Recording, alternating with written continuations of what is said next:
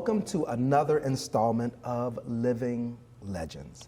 And I am so excited to be sitting with Jackie of Jackie's Place, who will introduce herself a little bit more soon. But I am so excited to get a chance to talk even more about one of the Bay Area's only soul food restaurants. Wow. One of, right. And maybe, I think, is it the only in Silicon Valley? I think in San Jose as of right now. It's the only soul food restaurant in San Jose. So, Jackie, what led you to start cooking? My mother, and my mother was a chef. Really? She cooked her whole entire life. She started out as a short order cook in a steakhouse in Texas, and then ended up being the supervisor at Valley Medical Hospital over the dietary department there when she retired. But my mom was one of those people that believed in teaching her children how to do everything from sewing to cooking. And she knew how to cook for the masses. Our house was one of those places where on the weekends, she cooked for her brothers and sisters in the family. Everybody came over. This was the house. The house. That was the house. Yeah. Yeah. Well, so then it seems like you've taken to this well. I mean, you went from kind of cooking with mom, catering, own restaurant. So it seems like you definitely had some skill in this yourself. Yeah, I didn't know it. It seems to be like a natural thing for me to be able to do. Yeah. Yeah, absolutely amazing restaurant. So. If I have the story right, there's quite a few things that you did leading up, but initially you kind of started with catering? Yeah. So what led you to catering first versus So business? I became a caterer by accident. I say that all the time. That was not my business career goals. No, absolutely not. I started cooking for our church. We'd have these events and they say, everybody bring something. Okay. And then everybody wasn't bringing what they're supposed to bring, and they was bringing a small amount for 100 people. So I took over that ministry. I'm calling it a ministry because that's what it was. Okay. And believe it or not, the Alpha Kappa Alpha asked me to cater their baccalaureate, which was held here at Emmanuel. Okay. Ooh, good connection. The first job was about 300 people, and I cooked the food by myself. Wow. And I saw bowls, I hadn't seen a bowl that big before. But from that job, I had like 10 or 15 inquiries afterwards. I had no idea how to price out anything for them. I had no idea what that entailed, but I really became a caterer by accident. Wow. And so from that one job became another job and another job. And every time you did the next job, somebody else would inquire and want you to, and I was scrambling like, wait a minute, before I knew it, I had a business. This was not just me cooking for some friends anymore. This was, or for the church anymore. It became something that I had to get control over really quickly. Yeah. And learn how to, not just the cooking aspect of it, but the actual business aspect of it. Absolutely.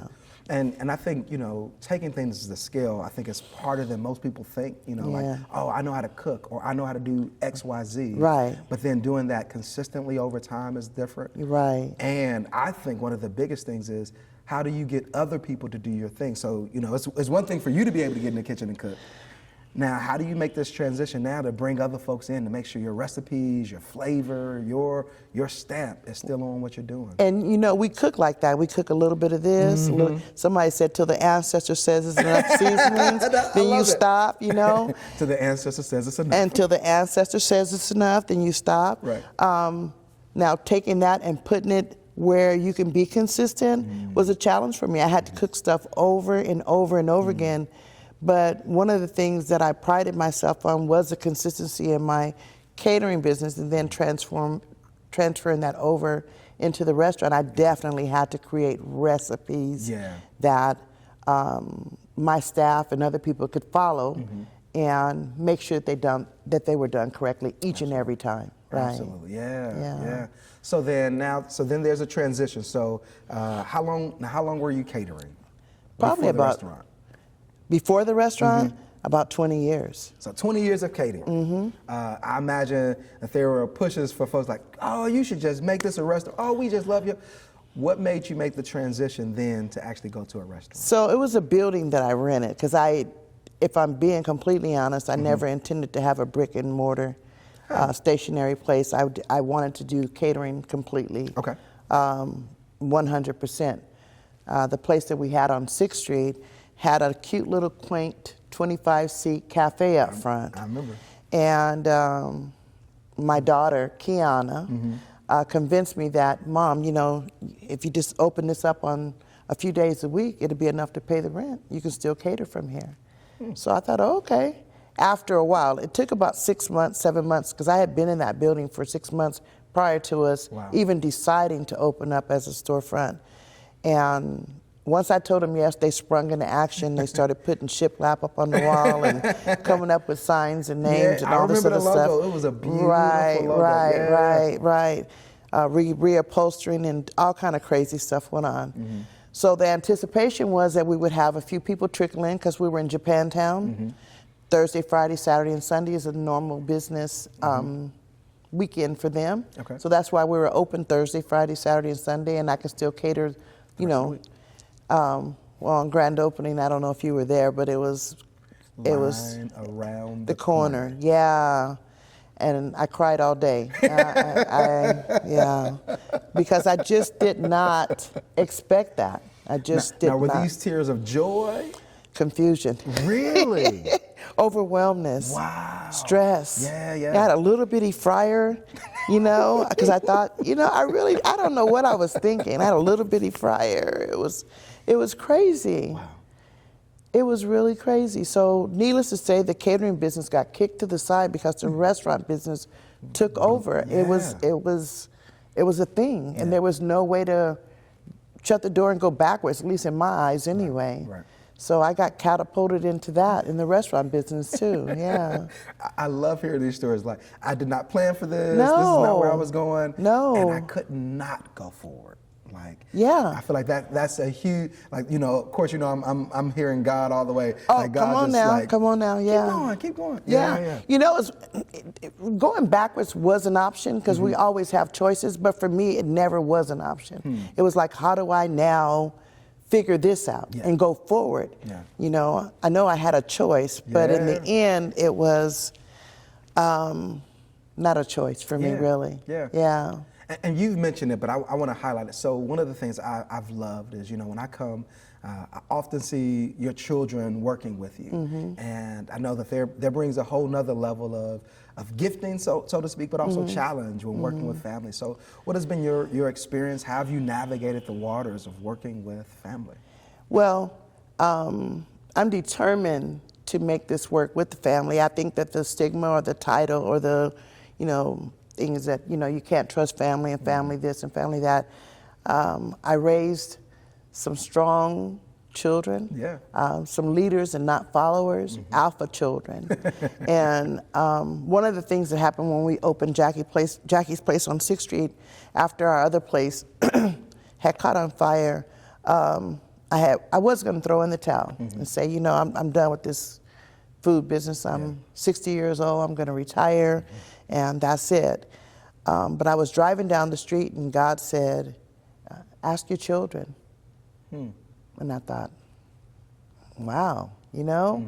So I did. I gathered them all together and said, hey, this opportunity's come available for us to be in business together. What do you think?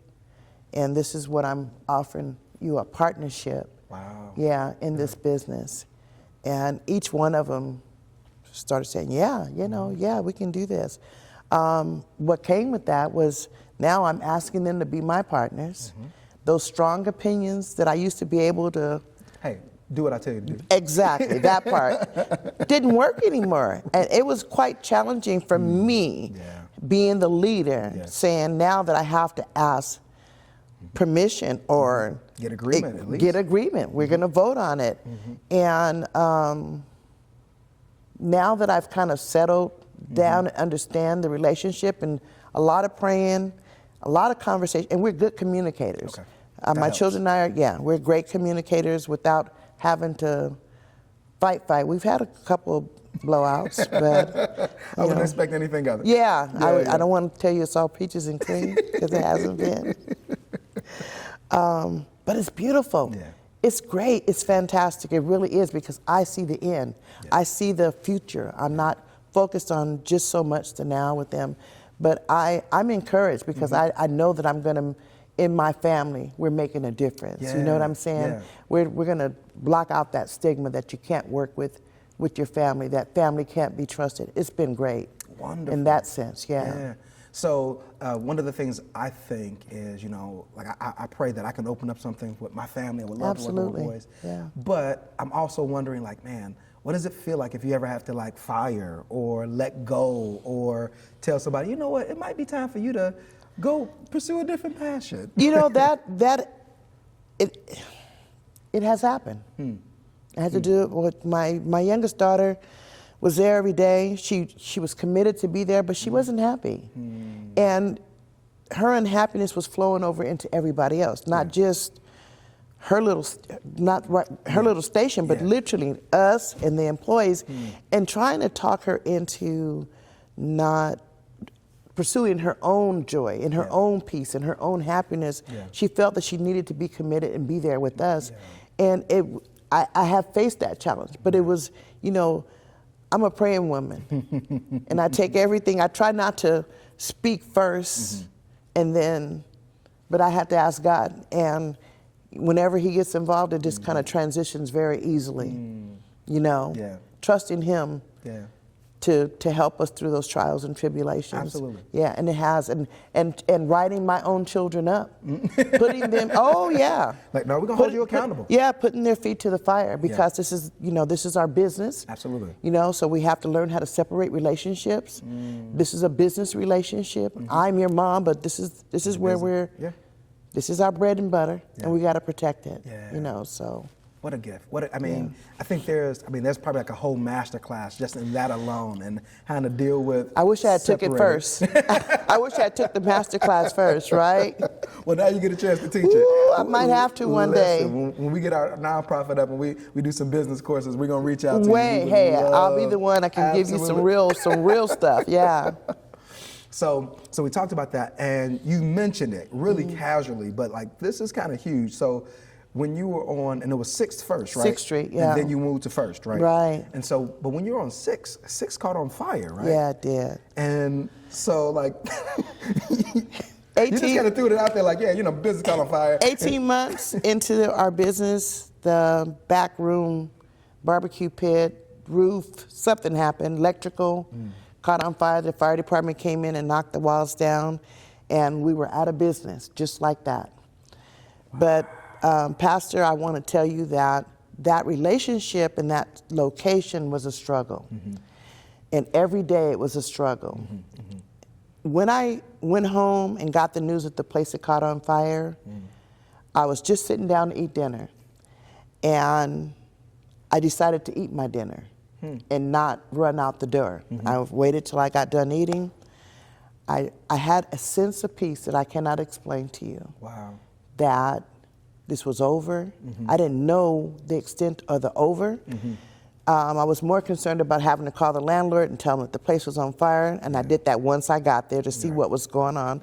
I pulled on the 6th Street, and there was 3 fire trucks and people in the street and smoke barreling out the building. I thought, still after I ate my dinner, this was still going on. But there was a peace I can't even explain to you. But it was a sense of everything's going to be okay.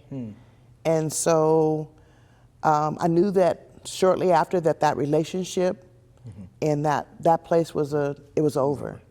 It was over. What to do next, I wasn't sure. Yeah, that part I wasn't sure what was going to happen.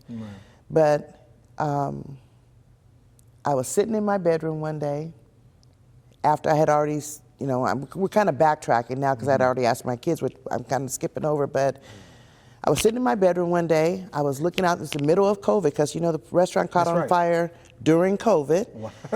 On top of everything else, right? It caught on fire during COVID. And I was watching Donald Trump on television with his kids standing behind him in the White House. And I thought, oh no. Yeah, if God can provide for them, He can definitely provide for us, right? Come on. And so I made a leap of faith and went out there, and God carried me through this whole process with Jackie's Place that's on First Street. Yeah. The testimony about that is that I was going to throw in the towel, and God said, no, I got another plan for you. Yeah. And I would say, no, it's too big. I'm afraid. He says, no, I got you. And when I tell you that God literally, I felt like I was literally being carried through this whole process from the time that I met the owner of the building who said, hey, you want this place? I'm going to give it to you. Wow. I'm going to keep the rent low. Yep. And then, remembering that my mom was in that building. And then people just started like, really? everything that you can think of. And the ceilings were falling down. There was busted glass. The walls, the windows were all boarded up. There was layers of thick dust, dirt, and grease. And I thought, how? Right. How? It's going to be more work than effort. But while the world was shut down, we were literally looking out the window and listening to the news, and other restaurants were closing. We were still moving forward. Oh, yeah. So in the middle of everybody else shutting down, you guys getting ready to reopen. Every day we would hear, this restaurant's been here for 30 years. It's closing down in San Francisco. Right. This restaurant in San Jose's been here for 25 years. They're closing down. Some days I thought, are you crazy? Right. Are you really crazy? Sure, this can't be the right time. Are you telling me this is what you want me to do right here? Right. But the Black Lives Matter movement and the sense of community for San Jose, I wanted to bring something to San Jose that we could be proud of, that we no longer have to do business in the shack. We can go to the big house too, right? Yeah. And I'm gonna bring my kids with me, and we're gonna make this happen for our community. Yeah. Because there's no way you do this type of work because you have a love for money, because it doesn't come like that. There's challenges on that aspect. But for the community, I just wanted to show us that we can do it, that we don't have to operate out of fear. We stay on Faith Street and trust God that all things are possible. The scripture is true, and God is real.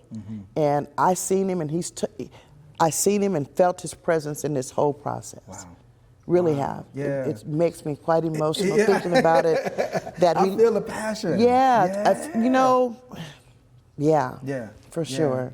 Man, and I mean, it begins to remind me, I think, in your new location, right, on the back wall, it's like all of these like sayings, pieces that you put up there that kind of remind you of your journey. Yeah. If you could pick one or two that really stand out to you in this moment and say what they mean to you. Well, the first one that sticks out in my head is push. Okay. Everybody always asks me what the PUSH stands for, and that is to pray until something happens. Come on. Pray until something happens. I'm leaning in. Yeah. That was the one that I was like, okay, that has to go up there.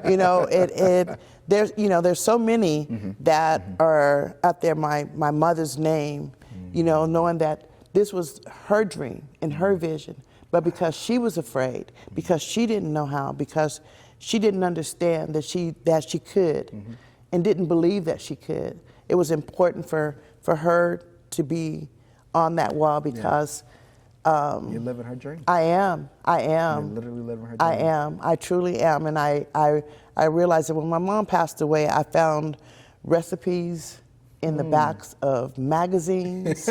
She never wrote, well, she would write on a piece of paper occasionally, but she always would pick a book or something. I had to look through everything to find my mother's recipes for things.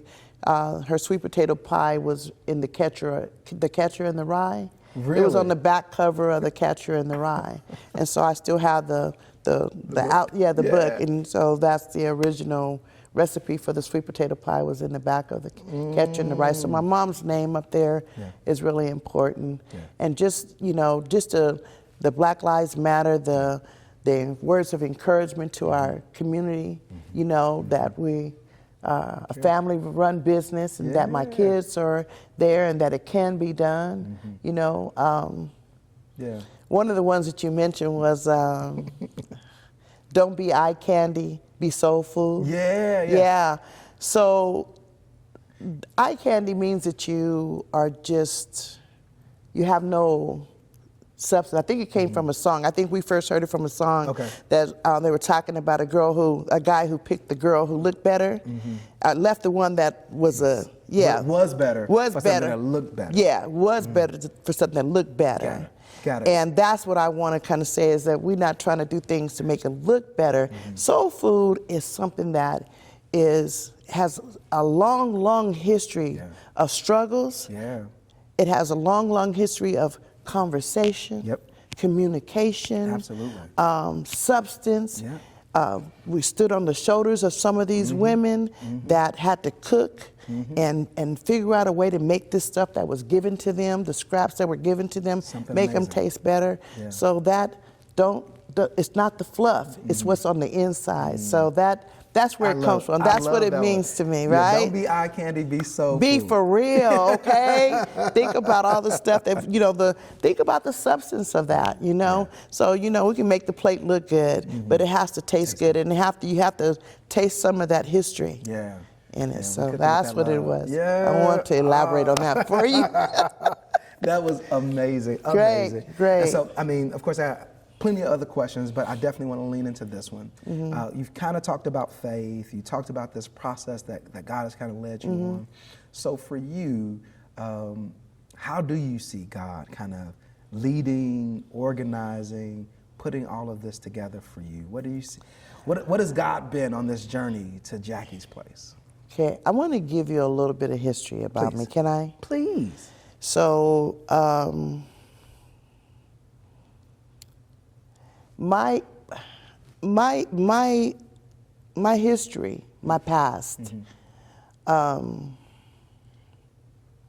just recently realized, really understanding how God has had His hand on my life from the beginning until now. I see the plan. That God has a plan for your life to prosper you, and it doesn't mean financially. Come on, it doesn't mean not to bring harm to you. I brought the harm to myself. I did a lot of stuff. People don't know I'm an ex-drug addict. I've been homeless before. Wow. I'm a cancer survivor. Wow. I've been through a lot of things. I've done a lot of things. So I see now, I journal a lot, I write a lot. And most recently, I found a piece of paper that I wrote on that says, you will become a business owner. You will help those others in need. You will get a platform. You will stand on a platform and testify on how God has brought you through. You can do all things in Christ. Yeah, absolutely. Yes, and then the last one says that I'm a believer. This note, and I found it, I just recently moved, and it was out of a journal that from 2011. And it was November the 27th, 2011. Almost 12 years ago. Yes. And I thought, what? I cried before I could even finish reading. There were some other things that were in there, but tears started flowing from my eyes. I couldn't even finish reading because in that moment, I really realized that this journey has been set up by God. Yeah. I had nothing to do with it. I was just a vessel that's being used to do this. Yeah. He delivered me from those drugs. Yeah. He healed me from that cancer. Yeah. He gave me a way out of a homeless shelter. Wow. You know what I'm saying? Yeah. He's been there the whole entire time. So for me to think that I've done this on my own, come on. No. He's had his hand in it the whole time. Yeah. Even when I didn't know how to pray, I knew who to call on. Help me, God, help me. Yeah, you know what I'm saying? Sometimes those are the best prayers. Yeah, the testimony that I am nothing and can do nothing without him. Yeah. Yeah. And so I don't stand to pretend that anything that I've done without him. Yeah. It's all been by his hand. Yeah. Yeah. I'm a firm believer.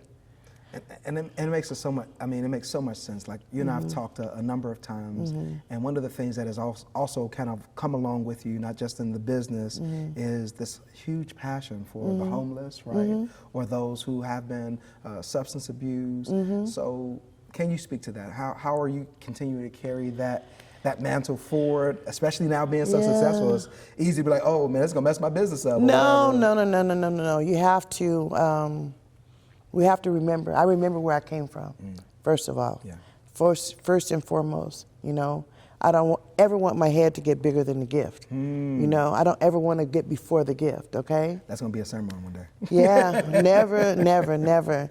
And when I look out the window and see all the homeless people walking with their bags and don't have shoes off their feet, I've taken my shoes off and gone home with no shoes on because, it doesn't solve the problem, but at that moment it feels that you're helping, right? Yeah. And we have this restaurant with all this food and people are walking past and sometimes they've come to the door and I never let anybody leave from my place hungry. We don't throw food in the trash. Because we rotate it out, so whatever's left over, we take it and feed it to the people that are out there on the streets. It's really important that we do that. To me, we've done different encampments. Now we're providing food for a sober living environment, 2 houses, and we believe in second chances. So we've hired some of those people that are in recovery. We've had our challenges, absolutely, but that's part of the test. That's part of the journey. Is just like I said, remembering where we came from and that they're deserving.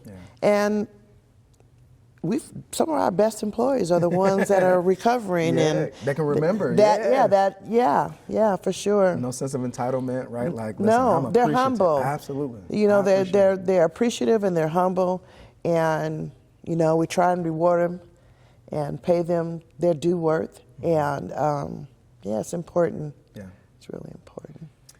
So, last question then, I'll say. You've accomplished a lot. God has been a part of it a lot. You have anybody watching this episode, how would you want them to remember? What about your story? Oh, my goodness. Might you most want to I thought about that. I don't think about myself often. I'm always thinking about how we can help somebody else. And so for me to think about what I would want people to remember is that God has provided enough for all of us. And His grace and His mercy is huge. His forgiveness is, ongoing and everlasting. Just that I have faith in God through my whole process. I think that, trusting God is everything to me. And knowing that I really have no power. I really have no power in that. Everything that I've accomplished has been because of Him loving me and me trying to love Him more and more every day. I know it sounds like cliches or whatever, but it is really what I believe. I say this all the time, that people will cause you to fall. If you stay focused on Him, then you don't have to worry about what people are saying, what they're doing, and what they think, right? You could be struggling and suffering and laying right next to the person, and they never know it. At the end of the day, it's just me and God. He's the only one that I'm truly accountable to at the end of the day. And so for me, I would like people to remember me and know that I just had faith in God. Trusted Him for everything, even things that I don't understand. That is absolutely beautiful. And I would be remiss. I mean, you said something in your closing statement that I just grabbed on. You said that with God, there's more than enough for everybody. It is. And it is. And maybe this is for somebody listening. Like, I know it may not feel like it all the time. It might seem like you have to take from somebody else, right, to get whatever. But if we really were able to hold to that idea that there truly is in God more than enough for everybody. It is. What a gift. I want to share one last thing with you. I was sharing my catering business in a restaurant in Alviso with a man that owned it, and we both were caterers. And people were like, "How you guys in there together?" We were in there together because what I realized then was that God had provided enough for both of us. If Tony took one side of the street and I took the other side, and we went all the way down First Street and had all the business on this side of First, and he had all the business on that side of First, we couldn't do it all. We couldn't do it all. There would be no way for us to do all that business. God has provided enough. for all of us, and for us to be in the same business and share. And sometimes I would go work for him, and sometimes he'd come work for me, and we helped each other, and we understood that. It was not about not keeping everything from him, and this is mine, this is yours. I realized in that moment that God had provided enough for all of us. Yeah. And that I didn't have to worry about that. God's got it. Yeah, for sure. So. Well, I want to say thank you. You're welcome. Thank you. Your food is amazing. Thank you. I've enjoyed all the spaces, all the times we come in. I've enjoyed well before that when you were catering and we'll call you late. Jackie, can you just put the thing together? And you'll be there for us. Right. And my continued blessings on the business. Thank you. On you. Thank on family. you. Thank you for participating. I appreciate you. Absolutely. Thank you so much. Absolutely.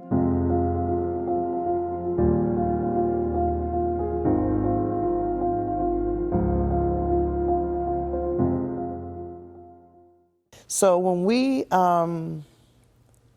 were offered the opportunity to have 640 North First Street as our restaurant, when I was there, when I first walked in, like I told you, the building had been nailed shut. The homeless had been inside. The windows were broken out. It was dusty and dirty. The ceiling was falling down. There was just a lot of stuff going on. I wasn't really sure about whether or not we'd be able, and I kept thinking, this building is just way too big. But Mr. Pappas, the owner of the building, was really wanting us to have this place and wanting to make sure that we would be able to pay the rent there. He wanted to keep the rent low. He was going to give us so many months for free while we were repairing and fixing the place up. And my daughter was looking at me, and I was like, I don't know, Kiana. But as I started to walk out, the downstairs, there's a banquet room that's downstairs. As I turned the corner, I remembered this was the last place I had publicly taken my mother to. Really? Open Bible was having a Christmas gala party dinner. Okay. My mom wanted to attend. We took her, and as we got ready to, they were closing up, they had sing the 12 Days of Christmas. And she says, my mother suffered from dementia, Alzheimer's. Okay. And she said, I want to sing something. My mother had a beautiful soprano voice. She used to sing in the choir. And she sang How Great Thou Art. And when I came through that door, I could hear my mom's voice. And I remembered my mom. This was the last place that I had forgotten all about it. When I came there, I had completely forgotten about this. This was a place that I had taken my mom. And I could hear her singing How Great Thou Art. And I could hear conversation, food conversation, forks tingling, and that laughing and people having a good time. And I went to turn and I thought, oh my God, is this really gonna be my place? Is this where it was just like all the signs were there. It's like I could hear the sound of a busy restaurant. Yeah. And I could hear my mom's voice singing How Great Thou Art. And I thought, wow, yeah. It was one of those, I think this is gonna be my place. My mom's here. It's gotta be. It's gotta be. Yeah, It's gotta be. Yeah. Yeah. Wow. When I, an awesome Wonder, right. Now look, I can't sing at all. Me either. I can't sing at all. Man, Right. What a story. What a gift. Yeah.